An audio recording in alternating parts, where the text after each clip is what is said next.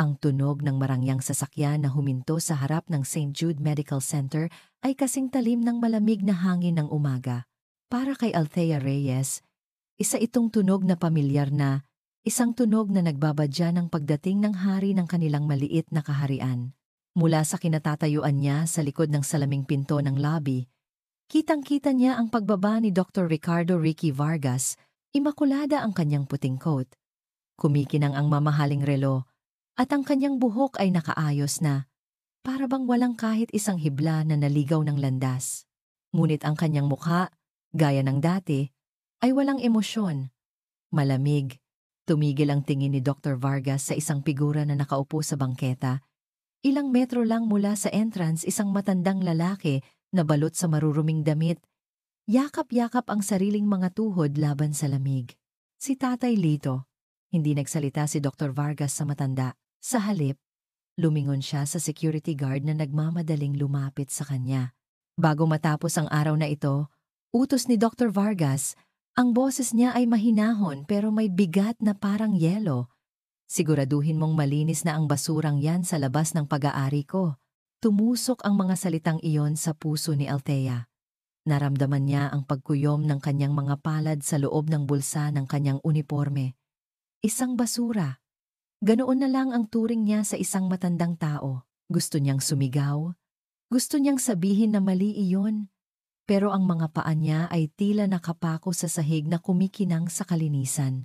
Ang takot ay parang isang malamig na kamay na humawak sa kanyang lalamunan. Nagpatuloy sa paglakad si Dr. Vargas papasok ng lobby.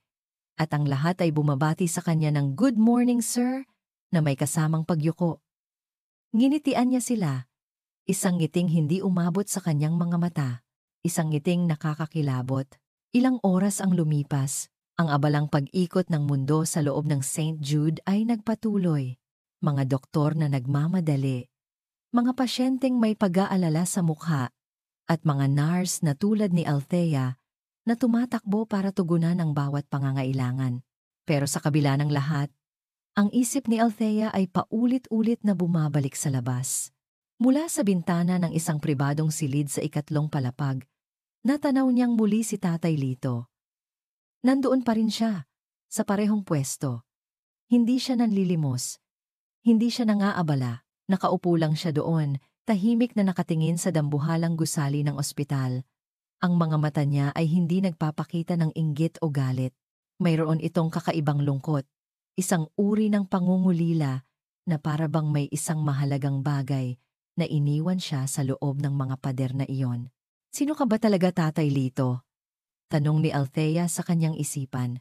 Nang matapos ang kanyang shift, habang ang araw ay unti-unti nang nagpapaalam, hindi napigilan ni Althea ang sarili. Dumaan siya sa isang maliit na karinderya malapit sa ospital at bumili ng isang mainit na lugaw na may itlog. Habang papalapit siya sa matanda, bumibilis ang tibok ng kanyang puso. Bawat hakbang ay may kasamang kaba. Paano kung may makakita sa kanya?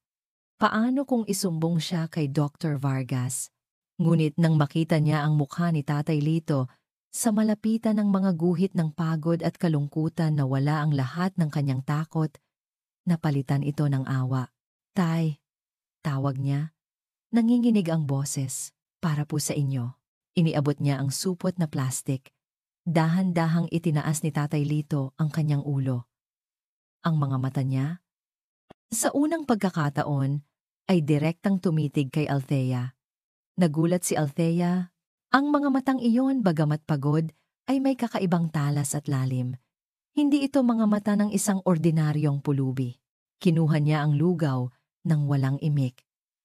Akala ni Althea ay iyon na ang katapusan ng kanilang pag-uusap. Kaya't tumalikod na siya para umalis. "Hija," sabi ng matanda. Ang boses niya ay magaspang dahil sa matagal na hindi paggamit, ngunit mayroon itong bigat at kalinawan. Humarap si Althea. Tinitigan siya ni Tatay Lito. Isang titig na tumatagos hanggang sa kanyang kaluluwa. "Mag-iingat ka sa mga pader na may mga tenga." "Hija."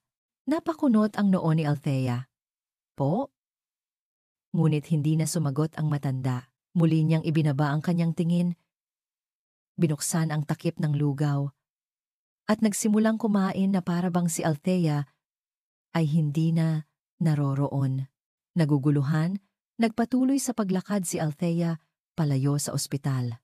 Ang mga salita ni Tatay Lito ay umuugong sa kanyang isipan.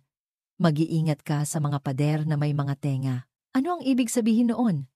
Isang babala, habang nasa tawiran, bago siya tuluyang lumiko sa kanto, isang hindi maipaliwanag na pakiramdam ang nag-udyok sa kanya na lumingon pabalik sa huling pagkakataon.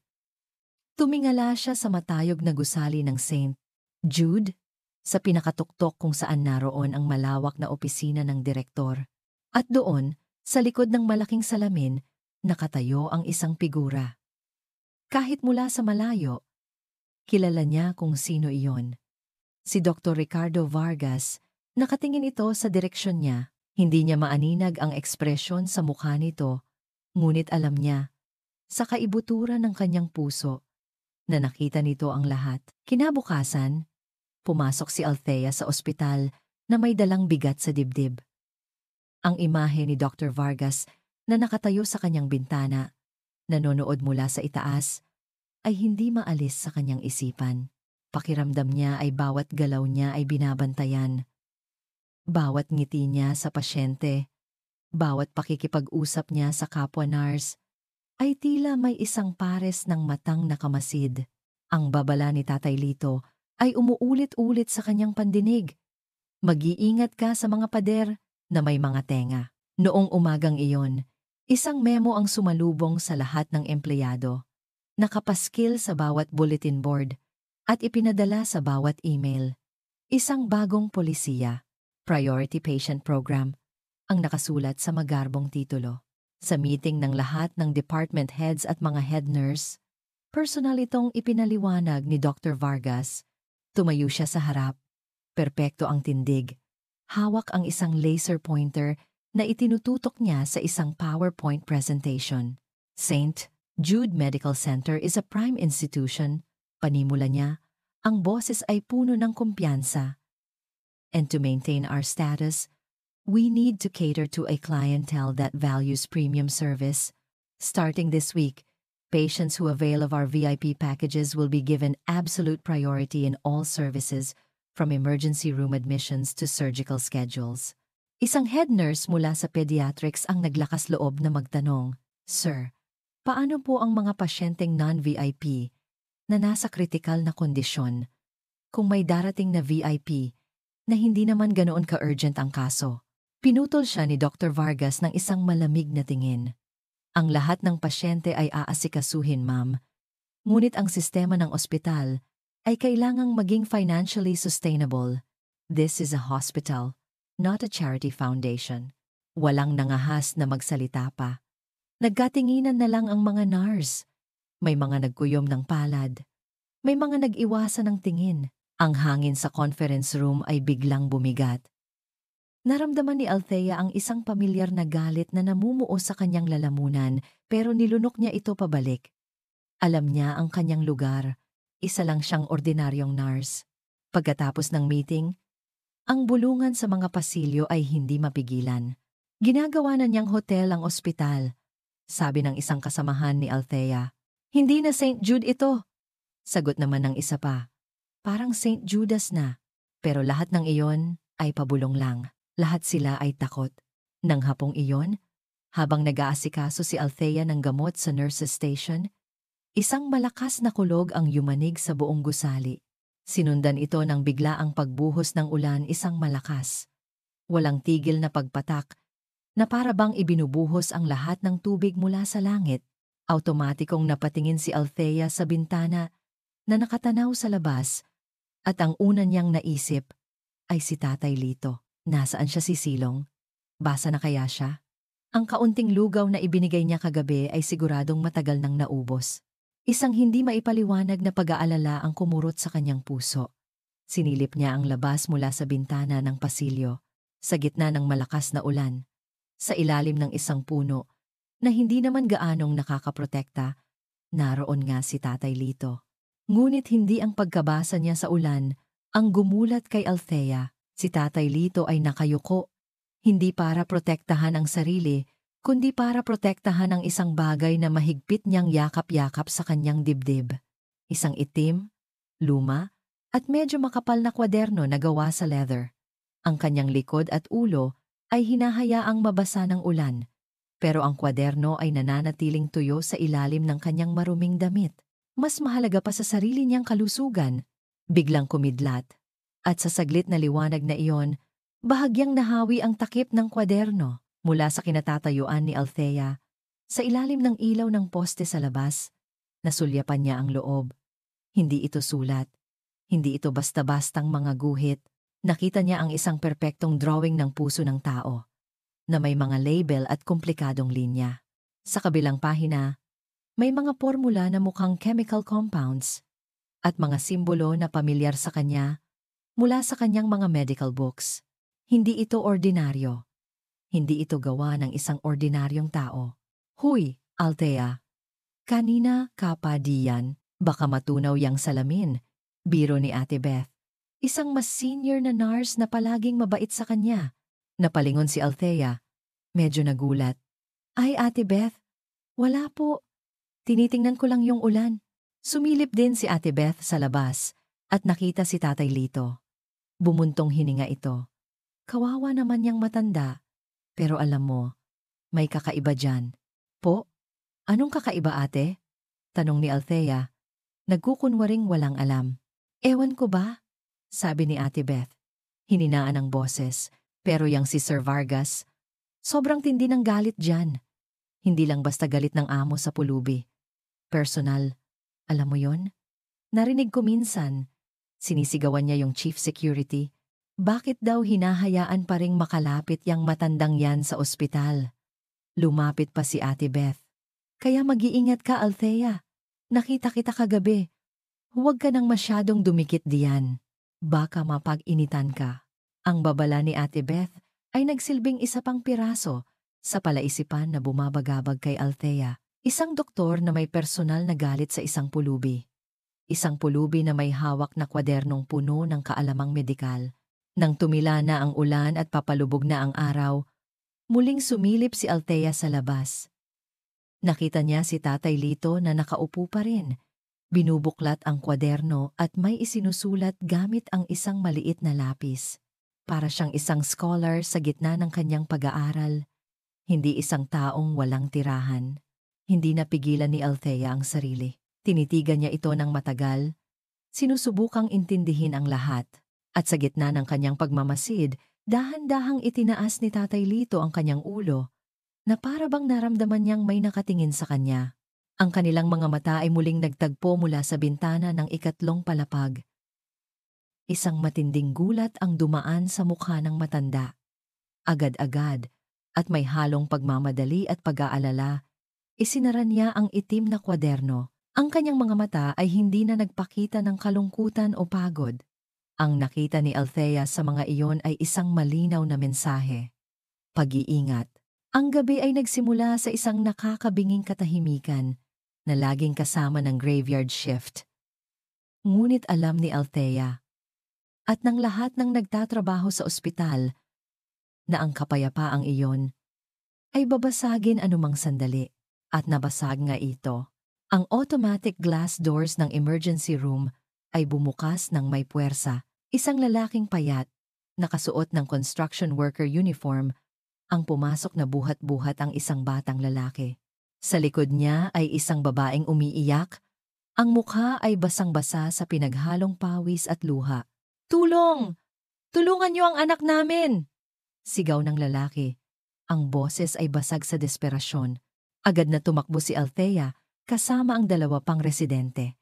Inilapag nila ang bata na sa tingin ni Althea ay nasa 7 o 8 taong gulang sa pinakamalapit na stretcher. Ang pangalan niya raw ay Leo.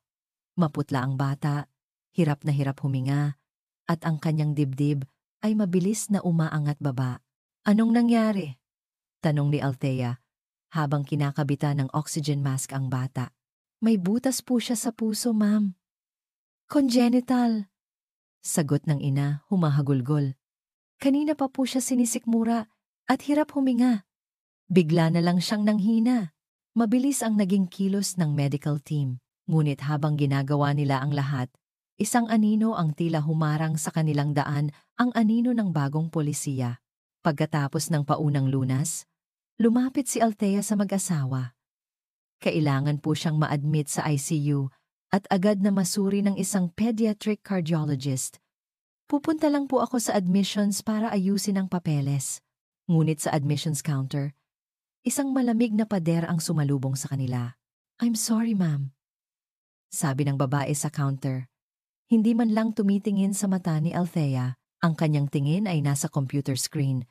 According to the new policy, kailangan ng initial deposit na 250,000 pesos for an emergency ICU admission. Parang binuhusan ng nagyayalong tubig si Althea, at lalo na ang mga magulang ni Leo na nakasunod sa kanya. "Ano po?" sabi ng ama. Nanginginig ang boses. 250,000? Construction worker lang po ako.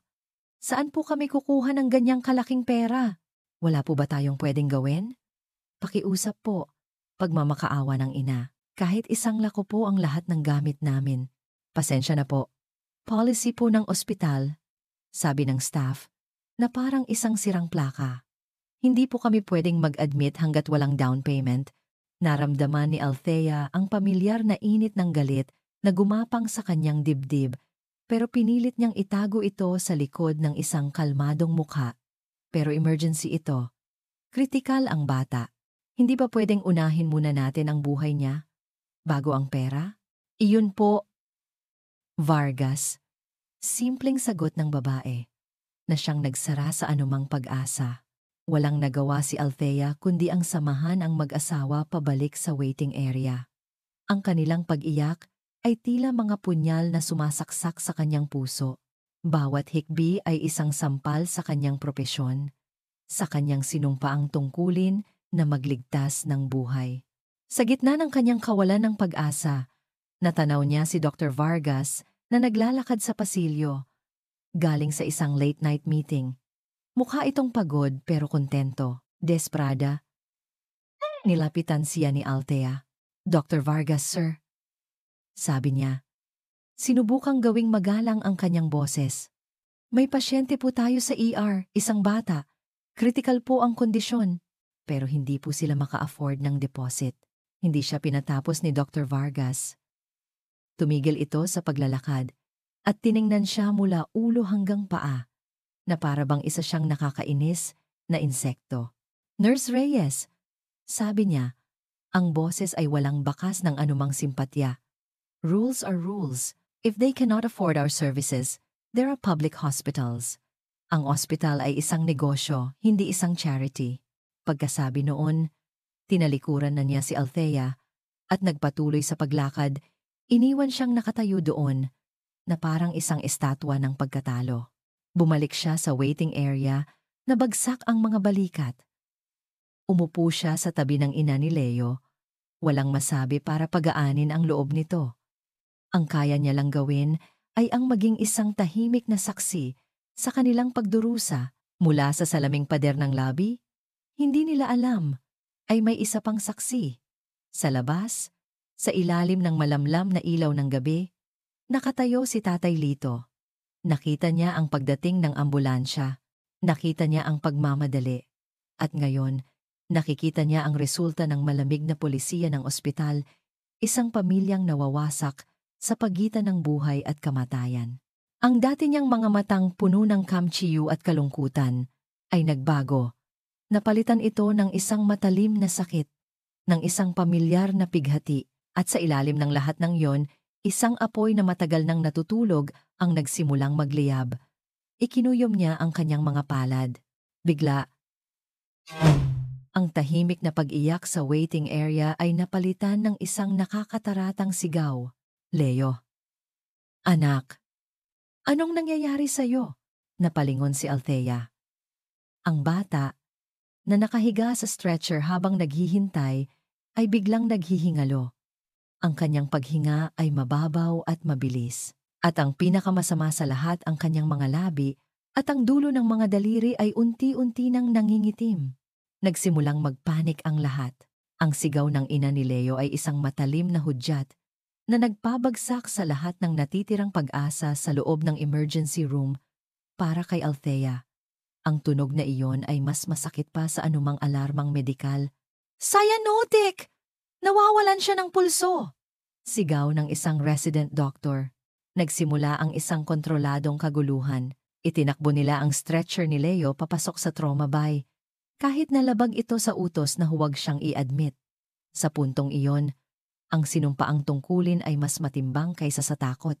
Ngunit ang kanilang mga kilos ay may kasamang pag-aalinlangan. Ang bawat isa ay naghihintay ng utos mula sa isang senior consultant, isang cardiologist na hindi pa dumarating dahil sa mga alituntunin ng VIP priority. Ang kanilang mga kamay ay gumagalaw. Ngunit ang kanilang mga desisyon ay nakabitin sa ere. Sa gitna ng tensyon na iyon, ang automatic glass doors ng lobby ay muling bumukas. Ngunit hindi ito ambulansya o isang bagong pasyente. Isang matandang lalaki na basa ang damit at magulo ang buhok ang pumasok na tila isang bagyo. Si Tatay Lito. Hoy! Bawal po kayo dyan! Sigaw ng security guard. Sinusubukang harangin siya. Ngunit hindi nagpatinag si Tatay Lito. Ang kanyang mga mata ay nakatuon lamang sa isang bagay. Ang maliit na katawan ni Leo na pinapalibutan ng mga doktor at nurse. Sa isang malakas at hindi inaasahang galaw, itinulak niya ang guard at dire-diretsong pumasok sa trauma bay. Anong ginagawa niyo? Lumabas ka dito! Sigaw ng isa pang nurse. Pero si Tatay Lito ay parang bingi. Lumapit siya sa stretcher. At sa isang iglap, ang dating pulubi na nakayuko sa bangketa ay nagbago. Ang kanyang tindig ay naging tuwid. Ang kanyang mga mata ay naging matalas. Ang kanyang presensya ay bumalot sa buong silid. Defibrillator is not the answer. His heart is failing, not stopping. Utos niya. Ang boses ay malakas at puno ng awtoridad na gumulat sa lahat. His airway is clear, but he's not getting enough oxygenated blood. It's a death spell. Napatingin sa kanya si Althea, nanlalaki ang mga mata. Paano nito nalaman ang terminong iyon? Hindi na naghintay ni permiso si Tatay Lito. Maingat ngunit mabilis niyang inangat ang mga binti ni Leo at idinikit ang mga tuhod nito sa dibdib, isang textbook maneuver na tinatawag na knee chest position. Pagkatapos, ang kanyang mga daliri, na dati nanginginig sa lamig, ay naging matatag. Maingat niyang pinindot ang isang partikular na ugat sa leeg ng bata sa isang ritmikong paraan. Nurse! Tawag niya, at ang tingin niya ay direktang tumama kay Althea. Morphine sulfate, 0.1 milligrams per kilogram, IV now. It will calm him and decrease the infundibular spasm. Walang tanong-tanong, walang pag-aalinlangan. Ang boses na iyon ay hindi boses ng isang pulubi. Iyon ay boses ng isang commander, isang bihasang doktor sa gitna ng isang laban para sa buhay. Automatikong sumunod si Althea. Ang kanyang katawan ay kumikilos base sa training. Bago pa man maproseso ng kanyang isipan, ang nangyayari habang inaabot niya ang gamot, ang iba pang staff ay napanganga lang, nanonood sa hindi kapani-paniwalang eksena. Pagkatapos ng ilang sandali, mga sandaling tila isang kawalang hanggan, isang himala ang nangyari. Ang madilim na kulay sa mga labi ni Leo ay unti-unting naglaho, napalitan ng maputlang rosas. Ang kanyang paghinga, bagamat mababaw pa, ay naging mas regular. Ang makina ng pulse oximeter ay nagsimulang tumunog ng mas normal. Ipinapakita ang dahan-dahang pagtaas ng oxygen level sa kanyang dugo. Isang kolektibong buntong hininga ng ginhawa ang kumawala sa silid. Anong kalokohan? Ito, isang boses na puno ng galit ang pumunit sa sagradong sandali na iyon. Nakatayo sa pintuan ng trauma bay si Dr. Ricardo Vargas. Ang mukha ay namumula sa galit. Ang kanyang tingin ay hindi napunta sa batang na isalba, kundi sa basura na nangahas na pumasok sa kanyang teritoryo. Anong ginagawa ng pulubing yan dito? Security! Kunin niyo yan at itapon sa labas! Sigaw niya. Agad na pumasok ang dalawang guwardiya at marahas na hinawakan ang mga braso ni Tatay Lito. "Sir, teka lang po." Iniligtas niya ang bata at pagtatanggol ni Althea, sa wakas ay natagpuan ang kanyang boses. Ngunit hindi nakinig si Dr. Vargas. "I don't care. He is a contamination risk. A vagrant. Get him out."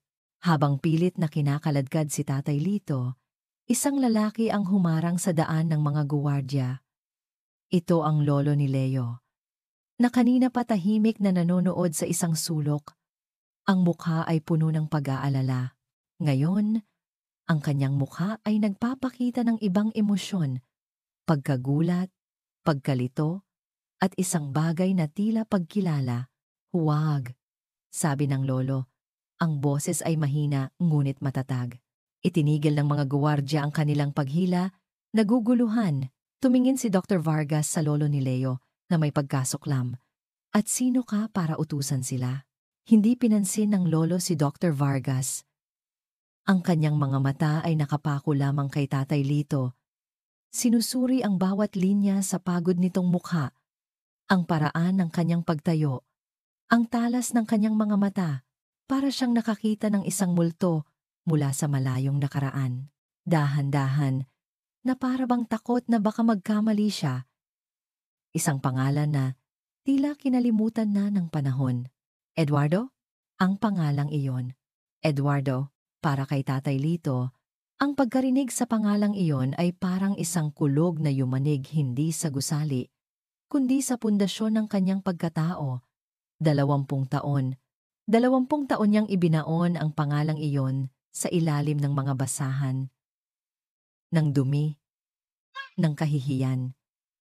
20 taon siyang nagpanggap na si Lito na lang, isang anino na walang nakaraan. Ngunit ang boses na iyon, ang mukha ng matandang lalaking iyon, bumalik ang lahat. Si Dr. Benitez, si Benjamin, ang dati niyang kasamahan, isang batang-batang residente noon, na puno ng pangarap at paghanga sa kanya. Ngayon, ang buhok nito ay puti na, at ang mukha ay puno ng mga guhit ng panahon. Pero ang mga mata nito ay hindi niya malilimutan, mga matang nakakita sa kanyang tagumpay. At sa simula ng kanyang pagbagsak, isang alon ng alaala ang humampas sa kanya, mas malakas pa sa ulan kanina. Ang imahe ng isang malawak at bakanteng lote. Siya at si Ricardo Vargas, senior ang ama ni Ricky, ay magkaakbay na nakatayo, hawak-hawak ang isang blueprint. Ang hangin ay amoy lupa at pangarap. "Dito, Rick," sabi ng batang Eduardo noon, itinuturo ang gitna ng plano. "Itatayo natin ang pinakamagaling na ospital sa buong Pilipinas. Isang ospital na hindi tumatalikod sa mahihirap. Isang ospital na may puso." Ngumiti si Ricardo, isang ngiting tapat at puno ng pagsang-ayon. O iyon ang akala niya. Mabilis na nagbago ang alaala. Naging madilim. Isang conference room. Gabi. Siya lang at si Ricardo. May mga papeles sa mesa. Mga papeles na sinabi nitong para sa expansion ng ospital. "Pirmahan mo na ito, pre." Sabi ni Ricardo, tinatapik ang kanyang balikat. "Para sa kinabukasan ng St. Jude. Para sa pangarap natin." Nagtiwala siya. Pumirma siya nang hindi binabasa ang bawat detalye. Kaibigan niya si Ricardo. Kapatid ang turingan nila. Bakit siya magdududa? Ilang linggo lang, ang lahat ay nawala. Ang kanyang pangalan ay tinanggal sa board. Ang kanyang shares ay nailipat. Siya, si Dr. Eduardo De Leon, ang nagtatag, ang utak sa likod ng St. Jude, ay biglang naging isang estranghero sa sarili niyang tahanan. Isang pirma lang pala ang katapat ng lahat. Isang kataksilan na binalot sa pagkakaibigan. Ang mga alaala ay parang lason na kumalat sa kanyang ugat, nagpabalik sa lahat ng sakit. Ang galit ni Dr. Vargas Jr. sa kanya, ngayon ay naiintindihan na niya. Hindi lang ito galit sa isang pulubi. Ito ay galit sa isang multo. Isang multo na baka bumalik para bawiin ang ninakaw. Sino si Eduardo? Tanong ni Althea. Ang boses niya ay naguguluhan. Ang tanong na iyon ang nagpabalik kay Tatay Lito sa kasalukuyan. Nakita niya ang gulat sa mga mukha ng lahat. Nakita niya ang pagkalito sa mukha ni Althea. At nakita niya ang dahan-dahang pagbabago sa mukha ni Dr. Vargas mula sa galit, papunta sa pag-aalala, at sa huli, sa isang uri ng takot. Natakot siya. Sa unang pagkakataon sa loob ng 20 taon, naramdaman ni Tatay Lito ang takot. Ang pagkakakilanlan niya ay nabunyag. Ang kanyang tahimik na pagbabantay ay tapos na. Ang panganib ay narito na. Wala kayong naririnig? Mabilis na sabi ni Dr. Vargas. Binalingan si Dr. Benitez. Matanda ka na. Kung ano-ano na ang naiisip mo. Pagkatapos ay humarap siya sa mga guwardya. Ang kanyang boses ay mas matigas at mas desperado na ngayon. Ano pang tinatayo-tayo niyo dyan? I have given you a direct order. Alisin niyo ang lalaking yan dito. Muling hinawakan ng mga guwardya si Tatay Lito. Mas mahigpit ngayon. Hindi na siya nanlaban. Ang lakas na ginamit niya para iligtas si Leo ay biglang naglaho, napalitan ng isang malamig na pagtanggap sa kanyang kapalaran. Habang kinakaladkad siya palabas, nagtama ang kanilang mga mata ni Dr. Benitez. Nakita niya ang takot at pagsisisi sa mga mata ng dati niyang kasamahan. Takot para sa sarili, pagsisisi para sa kanyang pananahimik. Benjamin, sabi ni Tatay Lito, sapat lang ang lakas para marinig nito. Ang kwaderno, huminto siya. Hinahabol ang kanyang hininga habang pilit siyang hinihila. Ang mga salitang iyon ay tila isang susing nagbukas ng isang nakakandadong pinto sa isipan ni Dr. Benitez. Nakita ni Tatay Lito ang pagbabago sa ekspresyon nito bago siya tuluyang mailabas sa pinto. Itinulak siya ng mga guwardya palabas sa malamig na gabi. Bumagsak siya sa basang semento. Ang pinto ng ospital ay nagsara na may kasamang malakas na kalabog. Isang tunog na nagsasabing wala na siyang babalikan. Nakatayo si Dr. Vargas sa loob. Sa likod ng salamin, ang mukha ay isang maskara ng tagumpay at ginhawa. Itinaas niya ang kanyang kamay at gumawa ng senyas sa security chief. Isang senyas na parang nagtataboy ng isang hayop. At sa sandaling iyon, alam ni Tatay Lito, si Eduardo de Leon, na ang laro ay nagbago na. Hindi na ito simpleng pagmamasid. Isa na itong laban, isang laban na hindi niya alam kung paano sisimulan o kung may pag-asa pa siyang manalo. Kinabukasan, ang buong St. Jude ay puno ng bulungan. Ang kwento tungkol sa isang misteryosong pulubi na nagligtas sa isang bata ay kumalat na parang apoy. Ngunit ang mga detalye ay malabo at magkakaiba. Ang pangalang Eduardo ay narinig ng iilan, kasama na si Althea. Ngunit para sa karamihan, isa lang itong pangalan na walang kahulugan. Para kay Althea, hindi. Ang pangalang iyon at ang reaksyon ni Dr. Vargas ay ang 2 piraso ng puzzle na hindi magkasya. Bakit ganoon na lang ang takot at galit sa mukha ng kanilang direktor? At sino si Dr. Benitez, ang lolo ni Leo, na ngayon ay bigla na lang naging napakatahimik? Determinado si Althea. Ang takot na dati pumipigil sa kanya ay unti-unting napapalitan ng isang mas matinding damdamin. Ang uhaw para sa katotohanan. Ang una niyang ginawa ay subukang maghanap sa online database ng ospital. Nag-type siya, Eduardo de Leon. No results found. Sinubukan niya ang archives ng mga dating empleyado. Wala pa rin. Para siyang naghahanap ng isang multo. Para bang may isang taong sadyang binura ang lahat ng bakas ng kanyang pagkatao mula sa kasaysayan ng St. Jude. Dahil dito, mas lalo lang siyang naging kumbinsido na may itinatagong sekreto ang ospital. Ang kanyang huling pag-asa ay si Dr. Benitez. Si Leo ay nailipat na sa ICU. Salamat sa isang anonymous donation na biglang pumasok matapos ang eskandalo sa ER. Na alam ni Althea ay paraan lang ni Dr. Vargas para pagtakpan ang sitwasyon. Nakita ni Althea si Dr. Vargas, Benitez, na nagbabantay sa labas ng silid ng kanyang apo. Nilakasan niya ang kanyang loob at nilapitan ito. Dr. Benitez? Ako po si Althea Reyes, isa po sa mga nurse na tumulong kay Leo kagabi. Tumingin sa kanya ang matandang doktor.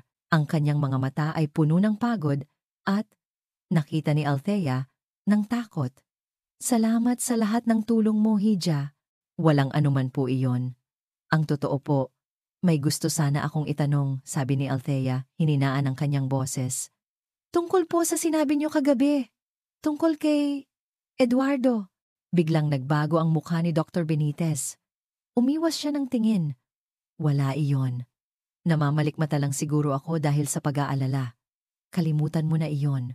Pero sir, ang reaksyon po ni Dr. Vargas, wala akong alam. Mabilis na sagot nito. Medyo tumaas ang boses. Pakiusap, Hija. Huwag mo na akong tanungin. May pamilya ako. Ang mga salitang iyon ay tumama kay Althea. Akmang tatalikod na si Althea, bigo at medyo natatakot na rin nang muling magsalita si Dr. Benitez. Halos pabulong na. Salamat sa pagligtas sa apo ko, sabi nito. Hindi pa rin tumitingin sa kanya ang taong iyon. Iniligtas niya ang apo ko. Tumingin ito sa kaliwat kanan. Tinitiyak na walang nakakarinig. Hindi ko kayang magsalita. Masyadong malakas ang kalaban. Pero hindi rin kayang talikuran ng konsensya ko ang utang na loob. May kinuha ito mula sa kanyang bulsa. Isang luma, medyo kinakalawang na susi. Mabilis niya itong inilagay sa palad ni Althea at agad na isinara ang mga daliri nito. Medical library. Sa pinakadulong hilera ng mga lumang journal, may isang filing cabinet doon na hindi na ginagamit. Subukan mo yan, bulong niya. At pagkatapos nito, huwag mo na akong kakausapin. Mag-iingat ka, Althea. Doblehin mo ang pag-iingat mo. Nakikipaglaro ka sa apoy. Bago pa man makasagot si Althea, mabilis na tumalikod si Dr. Benitez at pumasok sa loob ng ICU. Naiwan si Althea na nakatayo sa pasilyo. Ang malamig na bakal ng susi ay tila sinusunog ang kanyang palad. Kinagabihan, nang kaunti na lang ang mga tao, dahan-dahan siyang pumunta sa medical library. Ang lugar ay tahimik at amoy lumang papel. Gaya ng sinabi ni Dr. Benitez, sa pinakadulo, sa likod ng isang estante na puno ng mga makakapal na libro, naroon nga ang isang luma at kinakalawang na filing cabinet. Nanginginig ang mga kamay na ipinasok niya ang susi sa seradura. Gumana ito. Sa loob, karamihan ay mga lumang medical records na puno ng alikabok.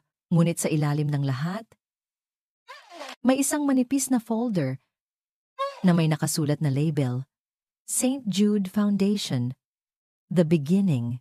Binuksan niya ito. Ang nasa loob ay mga lumang dokumento at ilang mga litrato. At sa isang litrato, 2 lalaki ang nakangiting nakatayo sa isang bakanteng lote. Ang isa ay isang mas batang bersyon ni Ricardo Vargas Sr., ang ama ng kanilang direktor. At ang kasama nito, isang matalino at makisig na lalaki na may mga matang puno ng pangarap. Ay walang iba, kundi ang mas batang bersyon ni Tatay Lito. Sa ilalim ng litrato, may caption, Dr. Eduardo de Leon and Mr. Ricardo Vargas Sr., laying the groundwork for their shared dream, 1995. Napahawak si Althea sa kanyang bibig, ang pulubi sa labas, ang galing sa medisina, ang pangalang binulong. Ang lahat ay nag-ugnay-ugnay. Si Tatay Lito ay si Dr. Eduardo de Leon, ang tunay na nagtatag ng St. Jude Medical Center. Habang tinitingnan niya ang litrato, nakarinig siya ng mga yabag papalapit sa library. Mabilis, isinara niya ang folder, ikinandado ang cabinet, at itinago ang susi sa kanyang bulsa. Nagpanggap siyang naghahanap ng libro sa estante. Ang pinto ng library ay bumukas, at ang anino ni Dr. Ricardo Vargas ay humaba sa sahig. Nurse Reyes, sabi nito. Ang boses ay kalmado ngunit may pahiwatig ng panganib. Anong ginagawa mo dito ng ganitong oras? Nag-overtime ka ba sa pagbabasa? Naramdaman ni Althea ang pag-akyat ng dugo sa kanyang mukha. Sir. Naghahanap lang po ako ng reference para sa isang case. May, may nakalimutan lang po ako. Naglakad si Dr. Vargas palapit sa kanya. Ang mga mata ay sinusuri ang bawat galaw niya. Huminto ito sa tabi ng kinakalawang na filing cabinet. Idinantay niya ang kanyang kamay dito, na para bang alam niya kung ano ang nasa loob. Magaling yan, sabi niya. Isang peking ngiti ang gumuhit sa kanyang mga labi. Ang dedikasyon ay isang magandang katangian para sa isang nurse. Siguraduhin mo lang na ang dedikasyon mo ay nasa tamang lugar. Mahirap na. Baka sa sobrang pagbabasa, kung ano-ano ang matuklasan mo. Pagkasabi noon, tumalikod na ito at lumabas. Iniwan si Althea sa isang nakakabinging katahimikan. Ang puso niya ay kumakarera hindi dahil sa takot, kundi dahil sa katotohanang hawak na niya ngayon. Ang engkwentro sa library ay isang malinaw na babala. Alam na ni Dr. Vargas na may alam si Althea, at dahil hindi niya ito maaaring tanggalin sa trabaho nang walang sapat na dahilan, lalo na't isa siya sa mga saksi sa himala sa ER. Gumamit siya ng ibang paraan para durugin ang kanyang espiritu. Nagsimula ang paghihiganti ni Vargas hindi sa isang malakas na pagsabog, kundi sa isang dahan-dahan at nakakamatay na panggigipit. Isang umaga, tiningnan ni Althea ang bagong schedule na inilabas ng nursing supervisor. Nakita niya ang kanyang pangalan sa ilalim ng floater, all wards, at ang kanyang shift ay naging rotating. Ibig sabihin, wala na siyang permanenteng assignment. Isang araw, nasa maingay at magulong ER siya. Kinabukasan, nasa tahimik ngunit nakakalungkot na oncology ward. Sa susunod, sa nakakapagod na surgical floor. Bawat araw, ibang set ng mga pasyente, ibang routine, ibang mga kasama. Ito ang pinakamahirap na pwesto. Idinisenyo para sirain ang focus at ubusin ang lakas ng isang nurse. Pasensya ka na, Althea, sabi sa kanya ng kanilang head nurse. Halata ang pag-iwas sa kanyang mga mata. Utos yan from the top. From the top. Dalawang salita na alam ni Althea kung kanino galing. Ngunit hindi lang iyon. Sa bawat ward na kanyang pinupuntahan, tila may isang aninong sumusunod sa kanya. Ang mga supervisor ay biglang naging sobrang istrikto sa kanya. Ang bawat chart na kanyang sinusulatan ay tinitingnan ng paulit-ulit, naghahanap ng kahit maliit na pagkakamali. Ang oras ng kanyang pagbibigay ng gamot ay chinecheck hanggang sa huling segundo. Isang hapon, habang nag-aasikaso siya ng isang matandang pasyente, pumasok si Dr. Vargas sa silid, kasama ang dalawang hospital executives na naglilibot. Nurse Reyes, sabi niya, ang boses ay malakas para marinig ng lahat. Bakit hindi pa nakaayos ang kumot ng pasyenteng ito? Ang St. Jude ay nagbibigay ng first-class service. Kahit ang pinakasimpleng bagay tulad ng pag-aayos ng kama ay dapat perpekto. Napatigil si Althea. Hawak-hawak ang tray ng gamot. Kaaayos niya lang ng kumot ilang minuto ang nakalipas, ngunit gumalaw ang pasyente. Isang maliit na bagay. Ngunit sa harap ng mga executives, pinalabas ni Dr. Vargas na nagpapabaya siya sa trabaho. Sorry po, sir. Aayusin ko po agad. Sabi niya, ramdam ang pamumula ng kanyang mukha. Ang mga dating palakaibigang kasamahan ay nagsimula na ring umiwas. Walang gustong makitang nakikipag-usap sa kanya sa pantry. Sa cafeteria, kung uupo siya sa isang mesa, may biglang tatayo at lilipat ng pwesto. Naging isa siyang multo sa mga pasilyo ng ospital, isang paalala sa lahat kung ano ang mangyayari kapag kinalaban mo ang hari. Gabi-gabi, umuuwi si Althea na pagod hindi lang sa katawan, kundi sa isip at damdamin. Paulit-ulit niyang tinitingnan ang kopya ng litrato ni Dr. De Leon at ng ama ni Vargas. Ito na lang ang nagpapaalala sa kanya kung bakit niya tiniis ang lahat. Isang gabi, habang kumakain siya ng late dinner sa pantry, mag-isa, naramdaman niyang may pumasok. Nang lumingon siya, nakita niya si Ate Beth, ang senior na nurse na dati malapit sa kanya. Althea, sabi ni Ate Beth, hindi makatingin ng diretsyo. Naglagay ito ng isang maliit na paper bag sa mesa. Pinabibigay ng isang pasyente. Paborito mo raw. Sa loob ay isang slice ng chocolate cake mula sa coffee shop ng ospital. Ate Beth, alam naming nahihirapan ka. Putol ni Ate Beth. Sa sasabihin niya, ang boses ay pabulong. Lahat kami. Pero wala kaming magawa. May mga pamilya kaming binubuhay. Sana maintindihan mo. Tumango lang si Althea. Pinipigilan ang mga luhang namumuo sa kanyang mga mata. Naiintindihan ko po. Ang maliit na gesture na iyon ay nagbigay sa kanya ng kaunting lakas. Hindi siya tuluyang nag-iisa. Takot lang sila. Ginamit niya ang lakas na iyon para gawin ang isang bagay na matagal na niyang ipinagpapaliban. Gamit ang susi mula kay Dr. Benitez, muli siyang pumasok sa library. This time, hindi lang ang folder ang kanyang tiningnan. Hinalughog niya ang buong cabinet. Sa ilalim ng isang tumpok ng mga lumang resibo, nakakita siya ng isa pang folder. Mas makapal, mas luma. Sa loob, naroon ang mga orihinal na kontrata, mga bank statement mula sa mga unang taon ng ospital, at isang serye ng mga liham sa pagitan ni Dr. De Leon at ng isang law firm. Binasa niya ang mga ito, at dahan-dahan, nabuo ang isang mas malinaw at mas madilim na larawan. Ang paglipat ng shares ay hindi isang simpleng business transaction. Ito ay isang hostile takeover, puno ng mga legal loopholes at panloloko. Hawak-hawak niya ang mga dokumento. Ang puso niya ay kumakabog ng malakas. Ito na ang ebidensya. Habang abala siya sa pagbabasa, hindi niya namalayan ang mahinang kaluskos sa labas. Narinig niya ang pagpihit ng doorknob ng library. Sa isang iglap ng panik, itinago niya ang folder sa ilalim ng kanyang scrub suit.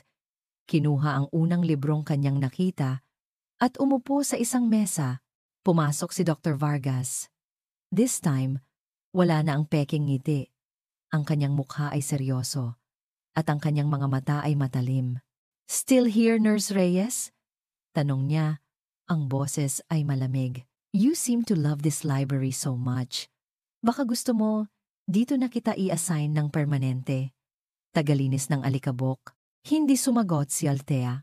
Naglakad ito papunta sa filing cabinet at sinubukang buksan. Nakakandado.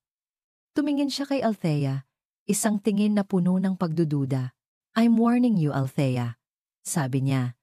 Ginagamit ang kanyang unang pangalan sa unang pagkakataon na nagbigay ng kilabot sa kanya. "There are things that are better left in the past. Stop digging, or you might just dig your own grave." Ang banta ay malinaw. Hindi na ito nakatago sa mga magagalang na salita. Lumabas si Dr. Vargas at naiwan si Althea na nanginginig, yakap-yakap ang mga dokumentong nakatago sa ilalim ng kanyang damit. Ngayon, hindi na lang trabaho niya ang nakataya. Ang direktang banta ni Dr. Vargas ay ang huling patak na umapaw sa baso. Ang tapang ni Althea na pinanday ng galit at ng paghahanap sa katotohanan ay biglang gumuho. Pinalitan ito ng isang malamig at matinding takot. Hawak niya ang ebidensya. Ngunit ano ang gagawin niya dito? Sino ang lalapitan niya? Ang mga pulis? Sasabihin lang nilang isa itong corporate dispute. Ang media? Sino ang maniniwala sa isang ordinaryong nurse laban sa isang makapangyarihan at respetadong pamilya? Ang bigat ng sekreto ay parang isang malaking bato na nakadagan sa kanyang dibdib. Kailangan niya ng tulong. Kailangan niya ng gabay. Ang una niyang naisip ay si Dr. Benitez. Siya ang nagbigay ng susi. Siya ang nakakaalam ng simula. Nagbaka sakali siyang tawagan ang numero ng telepono nito na nakuha niya mula sa hospital directory. "Hello?" Sagot ng isang pamilyar, ngunit nanginginig na boses. "Dr. Benitez? Si Althea po ito," sabi niya, halos pabulong. "May nahanap po ako. Mga dokumento. Kailangan ko po ng tulong niyo." Isang mahabang katahimikan ang sumunod. Ang tanging naririnig ni Althea ay ang mabigat na paghinga ng matandang doktor. "Hija!" Sa wakas ay sabi nito, ang boses ay puno ng takot. "Huwag mo na akong tatawagan. Huwag ka nang lalapit sa akin." Pero, binisita nila ako. "Althea," putol nito sa kanya. Ang boses ay basag. Mga legal representatives daw ni Dr. Vargas. Malinaw ang mensahe nila. Manahimik ako.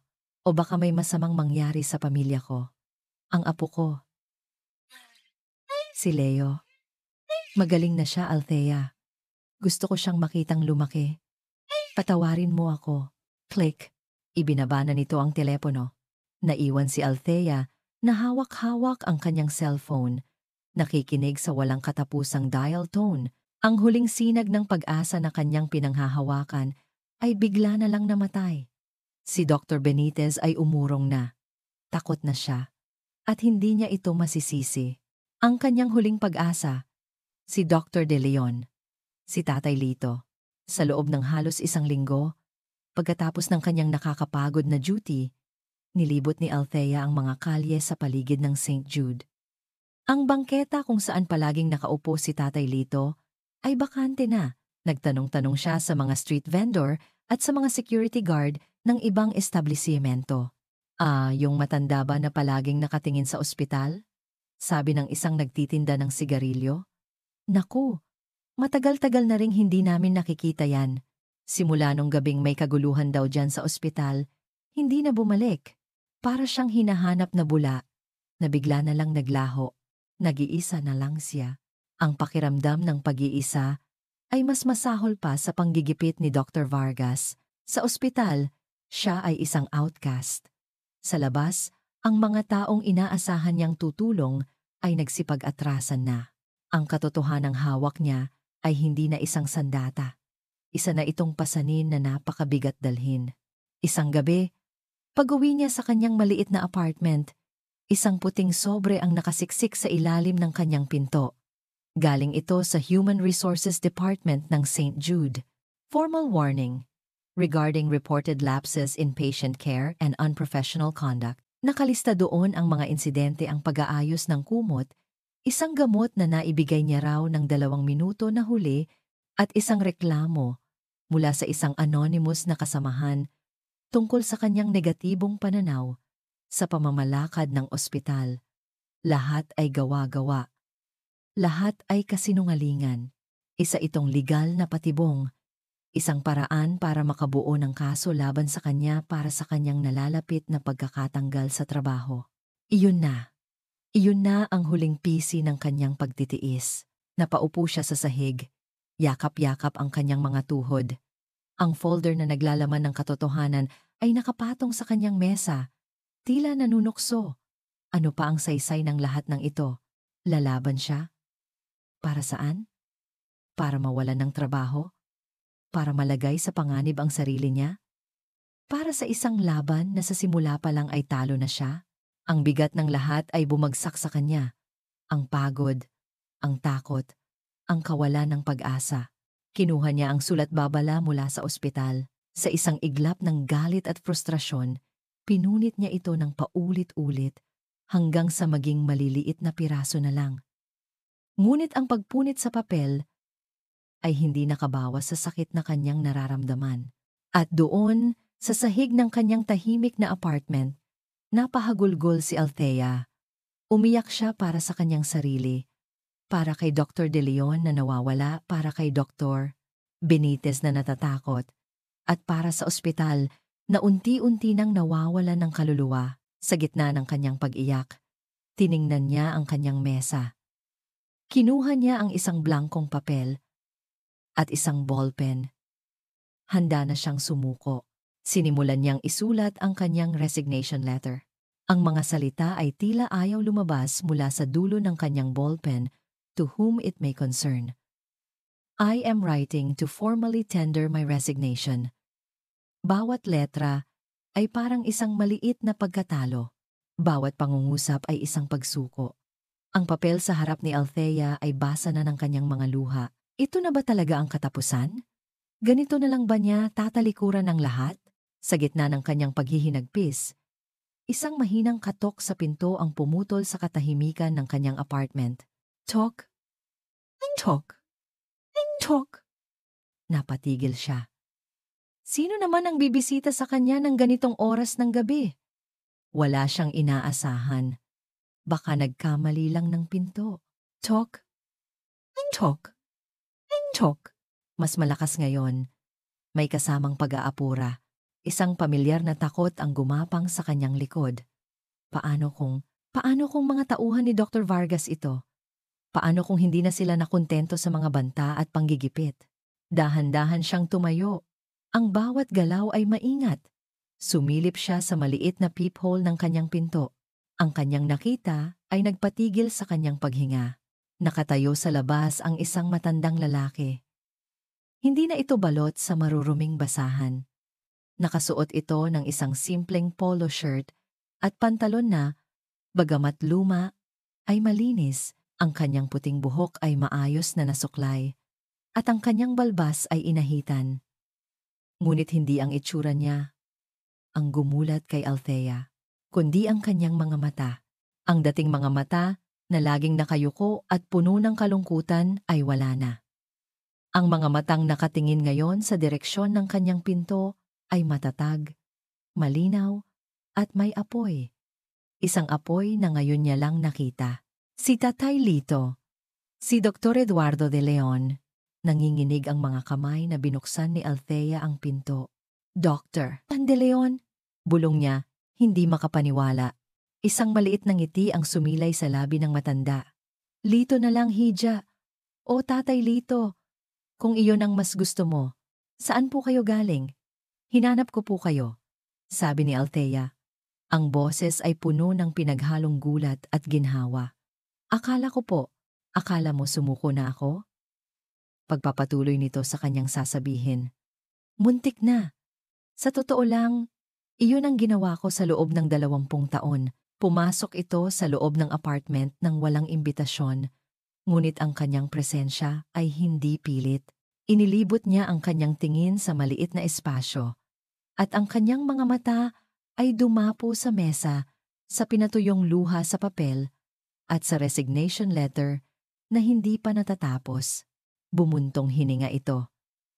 Pagkatapos nilang itapon ako sa labas ng ospital, pagsisimula niya, naglakad ako. Naglakad ako ng walang direksyon.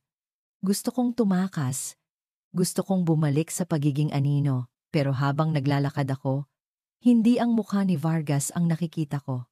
Ang nakikita ko ay ang mukha ng batang iyon, si Leo, na unti-unting binabalik ang kulay sa kanyang mga labi. Ang nakikita ko ay ang mukha mo, na puno ng takot pero lumaban pa rin. Humarap ito kay Althea. Nakinig ako sa takot ko sa loob ng 20 taon at ano ang nangyari. Ang pangarap ko ay naging isang bangungot na pinamumunuan ng anak ng taong sumira sa akin. It took me a week to face my own ghosts, Althea. Bumalik ako sa dati kong bahay na ngayon ay isa ng boarding house at hinanap ang isang bagay na matagal ko nang itinago sa ilalim ng sahig. May inilapag siya sa mesa. Isang itim na leather-bound na kwaderno. Mas luma at mas makapal kaysa sa dala-dala niya dati. Ang kwadernong palagi kong dala, isa lang iyong kopya. Mga alaala. Ito, sabi niya. Tinatapik ang bagong kwaderno. Ito ang orihinal. Binuksan niya ito. Sa loob, hindi lang mga medical notes ang nakasulat. Naroon ang mga orihinal na kasunduan na may pirma ni Ricardo Vargas Sr. Naroon ang mga detalyadong plano ng ospital na may mga sulat kamay na tala tungkol sa kanilang misyon. Naroon ang isang journal na naglalaman ng bawat pag-uusap, bawat pangako, at bawat kasinungalingan na humantong sa kanyang pagkatanggal. Ito ang buong kwento. Ang hindi maitatangging katotohanan, ang nakita mo sa filing cabinet ay simula pa lang, sabi ni Dr. De Leon. Ito ang kabuuan. Itinuro niya ang resignation letter ni Althea.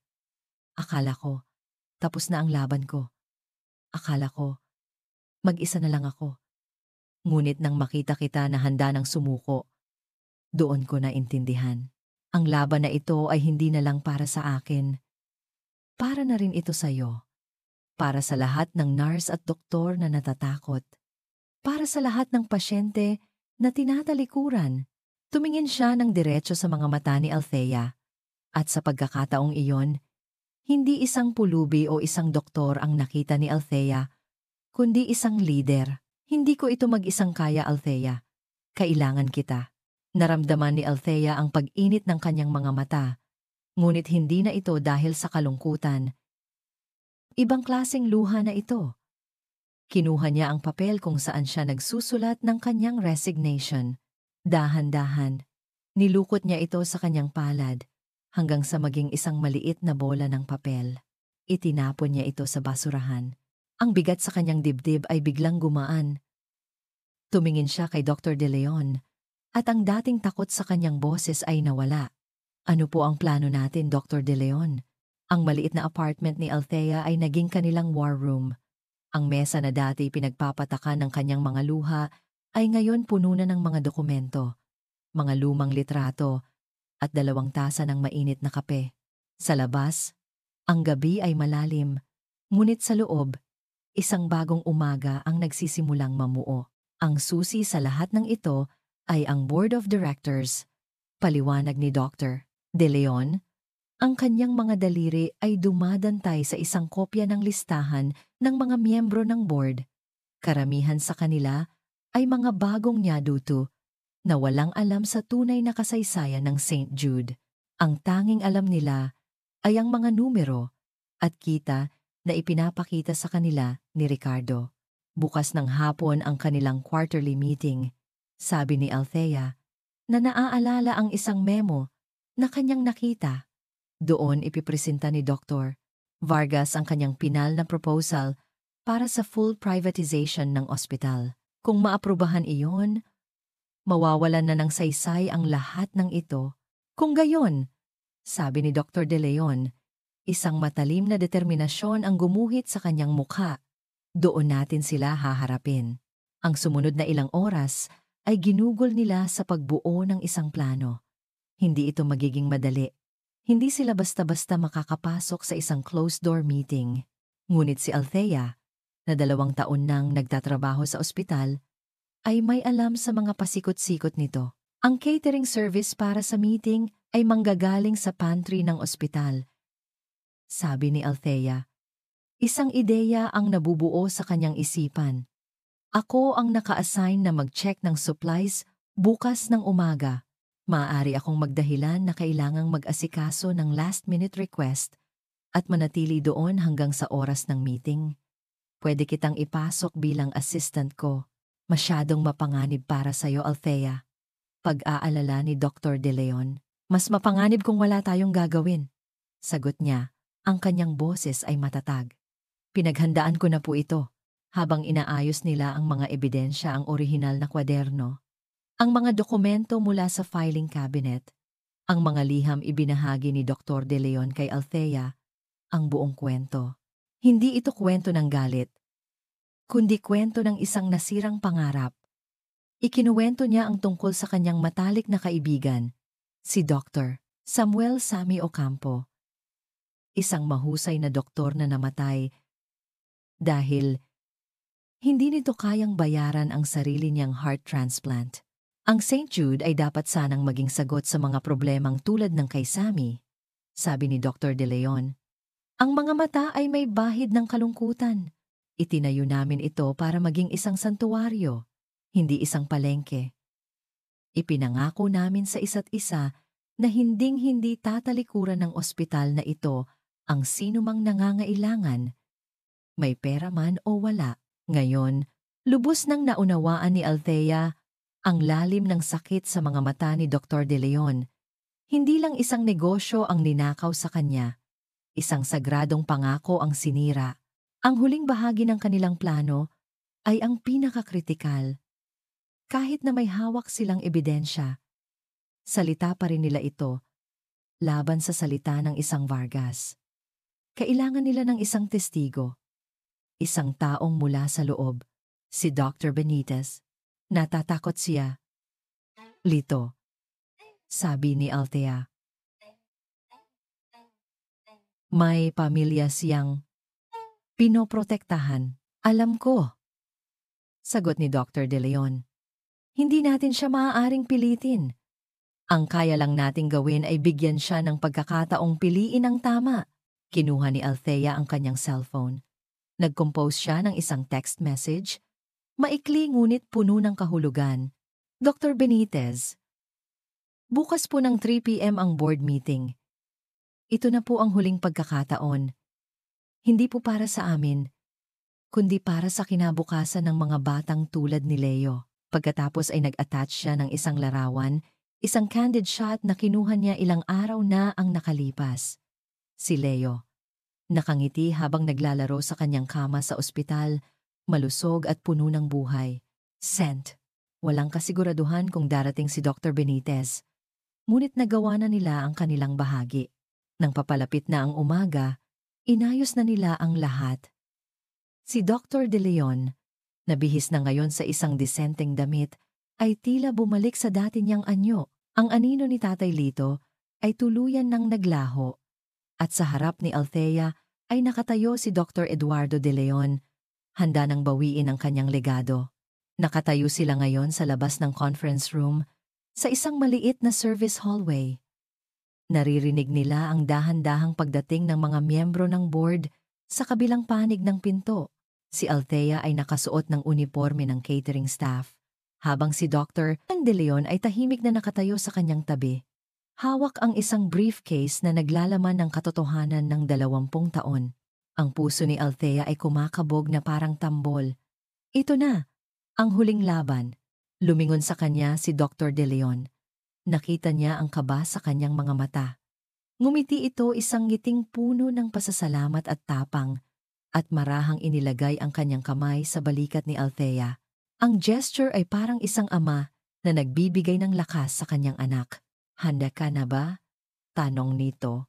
Huminga ng malalim si Althea at ang kanyang kaba ay napalitan ng isang matatag na kapayapaan. Tumingin siya sa saradong pinto at pagkatapos ay kay Dr. De Leon. Tumango siya. Ang conference room ay balot sa isang aura ng kapangyarihan at pera. Ang mahabang lamesa na gawa sa mahogany ay napapalibutan ng mga lalaki at babae na nakasuot ng mga mamahaling damit. Ang kanilang mga mukha ay seryoso habang nakikinig sila sa presentasyon. Sa unahan, nakatayo si Dr. Ricardo Vargas. Nasa kanyang elemento. Kumpiyansa, mapang-akit. Bawat salita na lumalabas sa kanyang bibig ay puno ng mga pangako ng mas malaking kita at mas mataas na prestige para sa St. Jude Medical Center. At sa pamamagitan ng full privatization, pagtatapos niya, habang isang graph na nagpapakita ng pataas na linya ng kita ang lumitaw sa screen, masisiguro natin na ang St. Jude ay mananatiling numero 1. Hindi lang sa Pilipinas, kundi sa buong Asya. Isang institusyon na nagbibigay ng serbisyong walang kapantay para sa mga taong kayang bayaran ito. Palakpakan. Ang mga miyembro ng board ay tumatango, kumbinsido sa kanyang mga salita. Para sa kanila, ito ay isang magandang negosyo. Kung wala ng tanong, maaari na nating pagbotohan ang proposal. Sandali lang po. Isang boses, hindi malakas ngunit malinaw at matatag, ang pumutol sa ere. Lahat ng ulo ay lumingon sa direksyon ng service door sa gilid ng silid. Mula doon, lumabas si Althea Reyes. Hindi na siya nakasuot ng catering uniform, kundi ng kanyang malinis na uniforme ng nurse. Ang kanyang mukha ay walang bakas ng takot. Tanging determinasyon lamang. Napatayo si Dr. Vargas. Ang kanyang mukha ay nagpakita ng pagkagulat na mabilis na palitan ng matinding galit. Nurse Reyes, anong ginagawa mo dito? This is a private meeting. Security! Mayroon po akong itutuwid sa kasaysayan, sabi ni Althea. Ang kanyang boses ay hindi nanginginig. Naglakad siya palapit sa lamesa.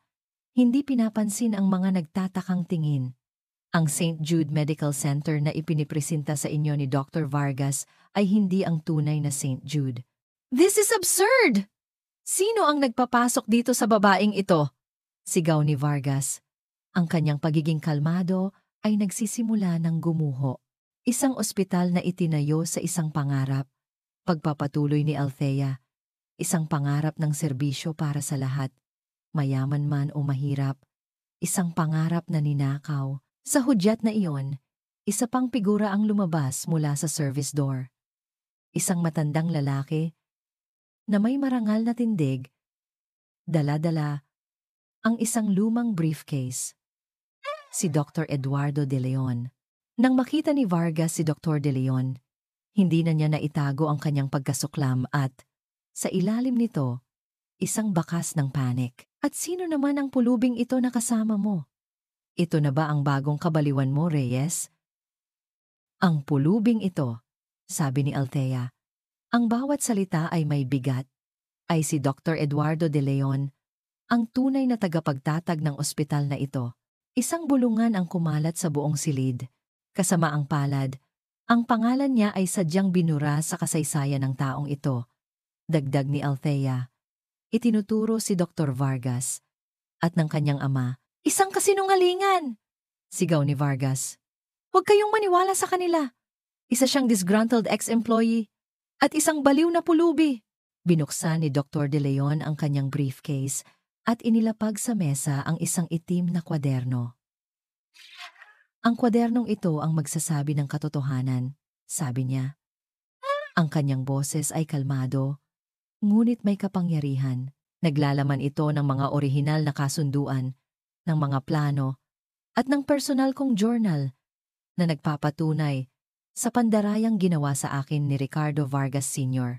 Sinubukan ng isang miyembro ng board na tingnan ang kwaderno, ngunit mabilis itong hinarang ni Vargas. Huwag niyong hawakan yan. Ito ay walang basehan. Ang sitwasyon ay naging isang sigawan. Si Vargas ay desperadong sinusubukang ipagtanggol ang sarili, habang si Althea at Dr. De Leon ay matatag na nakatayo. Ngunit alam ni Althea na kulang pa rin ebidensya laban sa reputasyon. At sa gitna ng kaguluhan, ang pangunahing pinto ng conference room ay dahan-dahang bumukas. Lahat ay napahinto at napatingin. Nakatayo doon si Dr. Benitez. Ang kanyang mukha ay maputla, ngunit ang kanyang mga mata ay hindi na nagpapakita ng takot. Nagpapakita ito ng isang bagay na mas malakas. Konsensya. Hindi sila nagsisinungaling. Sabi ni Dr. Benitez, ang kanyang boses ay umalingaw-ngaw sa biglang tumahimik na silid. Naglakad siya papasok, bawat hakbang ay mabigat. Ako si Dr. Benjamin Benitez. Nagtrabaho ako sa ospital na ito sa loob ng 30 taon. Naroon ako noong nagsisimula pa lang ang lahat. Humarap siya sa board. Nasaksihan ko ang lahat. Nasaksihan ko ang pangarap ni Dr. De Leon. Nasaksihan ko ang kanyang dedikasyon. At nasaksihan ko. Huminto siya at tumingin ng diretso kay Dr. Vargas. Ang kataksilan ng iyong ama. Ikinuwento niya ang lahat. Ang mga peking dokumento. Ang mga pananakot. Ang dahan-dahang pag-alis sa pangalan ni Dr. De Leon sa lahat ng record.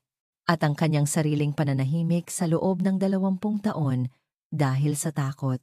Pero kagabi, sabi niya, ang boses ay nanginginig sa emosyon. Isang nurse ang nagpaalala sa akin kung para saan ang ospital na ito para sa mga batang tulad ng apo ko. Iniligtas ni Dr. De Leon ang apo ko. At ngayon, oras na para iligtas ko naman ang kanyang legado, katahimikan. Isang nakakabinging katahimikan. Ang lahat ng mata ay nakatuon na ngayon kay Dr. Ricardo Vargas. Ang maskara ng kumpiyansa at kapangyarihan ay tuluyan ng gumuho. Ang natira na lang ay isang lalaking hubad sa kanyang mga kasinungalingan, napapalibutan ng katotohanang hindi na niya kayang pagtakpan. Wala na siyang sinabi. Dahan-dahan, na parang isang manikang nawalan ng tali, napaupo siya sa kanyang upuan. Talo. Tumayo si Dr. De Leon. Hindi mayabang, hindi galit. Tumingin siya sa mga miyembro ng board, sa mga taong humahawak sa kinabukasan ng kanyang pangarap. At sa unang pagkakataon sa loob ng 20 taon, nagsalita siya hindi bilang si Tatay Lito, kundi bilang ang nag-iisang tagapagtatag ng St. Jude Medical Center. Lumipas ang 3 buwan. Ang mga pagbabago sa St. Jude Medical Center ay hindi marahas o biglaan, kundi dahan-dahan at makahulugan. Ang balita, tungkol sa ginawang pagbubunyag sa board meeting, ay yumanig sa buong komunidad ng ospital. Si Dr. Ricardo Vargas ay nag-resign kinabukasan din bago pa man siya opisyal na tanggalin ng board. Ang sabi-sabi, umalis siya ng bansa kasama ang kanyang pamilya, dala ang kahihiyan ng isang legasiyang binuo sa kasinungalingan. Ang kanyang pag-alis ay hindi nag-iwan ng butas, kundi nagbigay ng espasyo para sa hangin para sa paghinga. Sa lobby ng ospital, isang bagong plake ang nakasabit ngayon sa pader. St. Jude Medical Center. Founder, Dr. Eduardo S. De Leon. In loving memory of Dr. Samuel Ocampo. A sanctuary of healing for all. Si Dr. De Leon ay hindi na bumalik sa kanyang dating posisyon bilang direktor.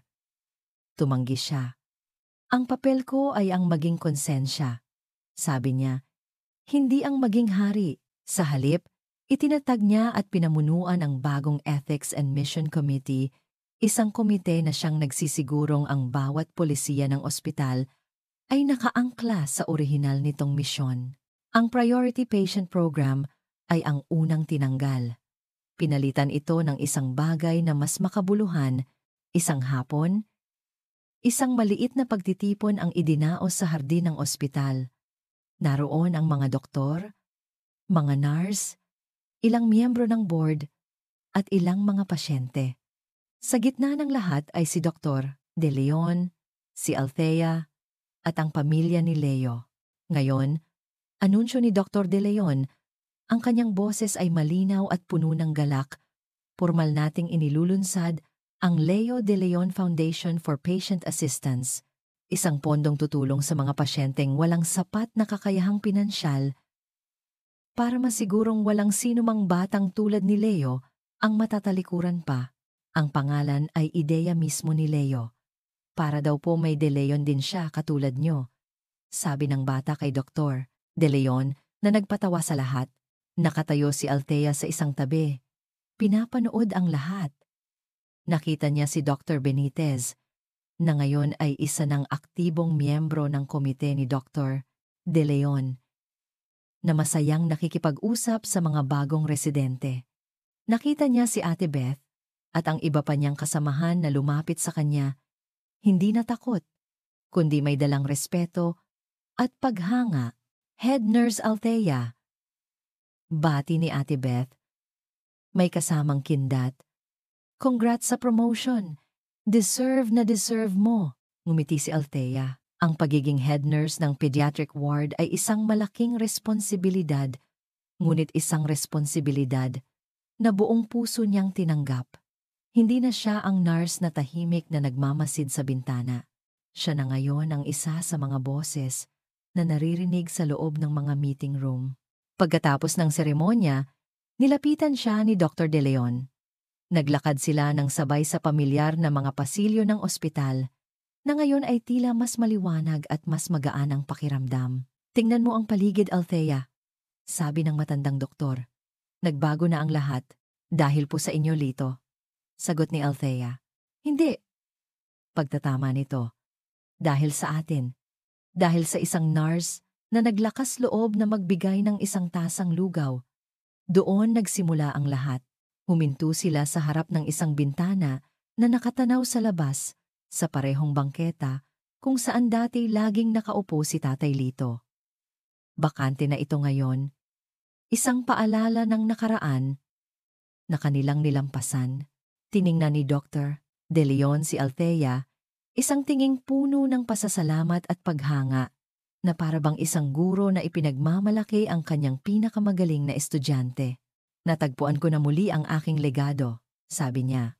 At ikaw, Althea, natagpuan mo na ang iyong boses.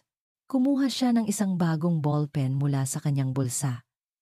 Isang simpleng ballpen, ngunit sa sandaling iyon, tila ito sumisimbolo sa isang bagay na mas malaki. Iniabot niya ito kay Althea. Oras na para isulat ang susunod na kabanata. Tinanggap ni Althea ang ballpen. Tumingin siya sa kanyang refleksyon sa salamin ng bintana.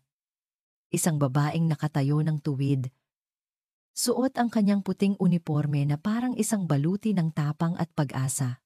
Sa likod niya, ang refleksyon ni Dr. De Leon ay nakangiti na parang isang anghel na bantay.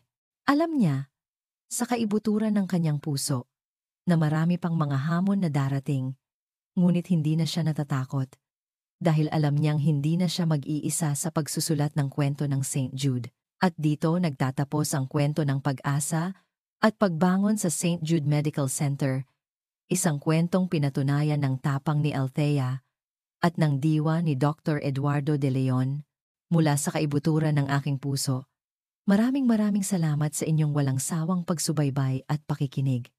Ang samahan natin sa bawat kabanata ay ang siyang nagbigay buhay sa istoryang ito. Habang isinusulat ko ang bawat salita, naramdaman ko ang bawat takot, bawat pighati, at bawat tagumpay ng ating mga bida na para bang sarili kong karanasan. Ang kwentong ito ay isang paalala sa ating lahat na ang tunay na halaga ng isang tao ay hindi nasusukat sa kinang ng kanyang kasuotan o sa taas ng kanyang posisyon, kundi sa lalim ng kanyang puso at sa katatagan ng kanyang paninindigan sa tama. Ito ay isang pagpupugay sa mga tahimik na bayani sa ating paligid. Ang mga tulad ni Althea na nagbibigay ng malasakit kahit walang nakatingin, at ang mga tulad ni Dr. De Leon na hindi sumusuko sa pangarap kahit na dumaan pa ang maraming taon. Ngayon, nais ko namang marinig ang inyong tinig. Ano ang pinakapumatak na aral sa inyo mula sa kwentong ito? Aling eksena ang tunay na tumatak sa inyong puso at hindi ninyo malilimutan? Ibahagi ninyo ang inyong mga saloobin sa comment section sa ibaba. Ang inyong mga kwento at pagninilay ay kasing halaga ng kwentong ito. Hanggang sa ating susunod na paglalakbay sa mundo ng mga kwento, laging tatandaan na sa bawat madilim na gabi, palaging may isang bituin ng pag-asa na naghihintay na muling magniningning. Nagmamahal, ang inyong lingkod, Kili, bawat sandali.